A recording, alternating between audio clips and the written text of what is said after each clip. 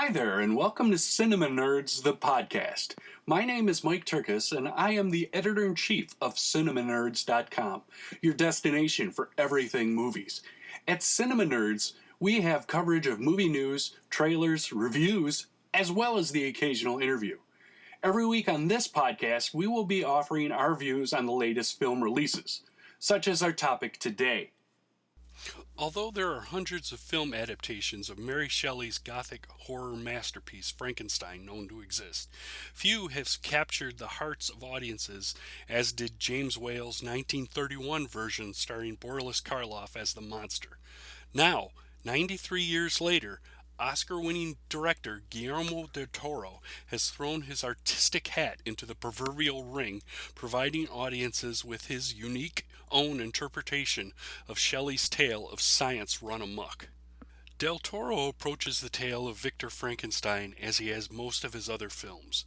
That is, this is ultimately the story of two flawed, misunderstood beings just trying to survive in a world that does not seem to have the time nor patience for them. Following the familiar storyline of the brilliant yet misunderstood scientist, Dr. Victor Frankenstein, played here by Oscar Isaac, who is working on the fringes of science, trying to understand and possibly control the mysteries of life and death.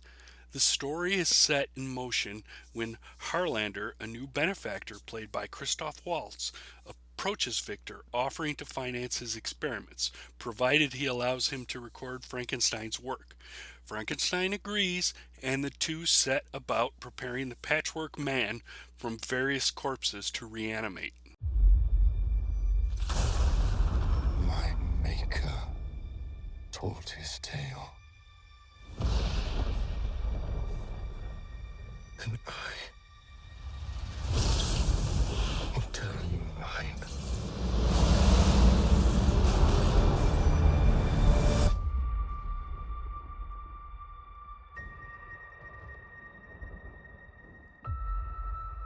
I remember pieces, memories of different men. Then, as the experiments are progressing, Victor is introduced to Harlander's niece, Elizabeth, played by Mia Goth, and he immediately becomes infatuated with her. This fuels his experiments, and soon his quest to reanimate life bears fruit. But when the creature, who's played by Jacob Elordi, is initially brought to life, the experiment seems to have had little success in creating an actual man, and instead has only resulted in the husk of one. The remainder of the film follows a familiar path, but with a distinctly Del Toro touch that gives it not only a modern Gothic sensibility, but it also touches on a classic horror appeal that carries through the entire film. As Frankenstein, Isaac does a wonderful job of balancing the character's arrogance and his desire to cheat death in order to benefit mankind.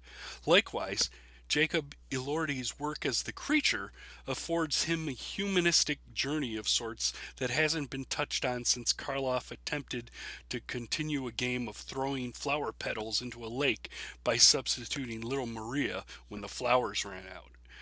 He is allowed tremendous character growth throughout the film, and he handles it admirably. As is often the case in this tale, the creature becomes the hero and the maker the villain. Then again, that line is often blurred, while still embracing the Del Toro aesthetic. All of this is held together by solid editing by Evan Schiff that never allows the 2.5-hour running time the film boasts to become a burden on its ferocity. And I saw it. Your name.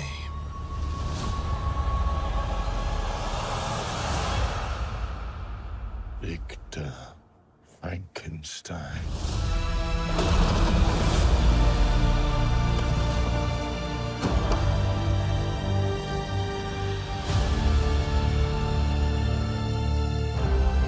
My creator.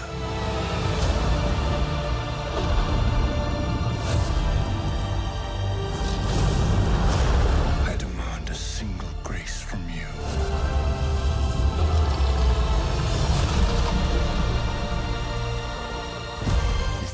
help to award me love,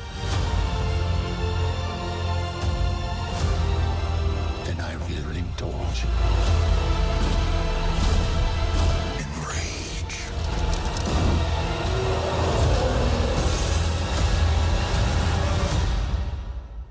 While it may be argued that there have been more horror-specific renditions of this tale, it is possible that there has never been a more beautifully elegant and compelling adaptation of Mary Shelley's novel than the one Guillermo del Toro has concocted with his own Frankenstein. Well, that's it for this episode. Thanks for listening, and don't forget to visit us on Facebook and Twitter, and at our website at CinemaNerdz.com.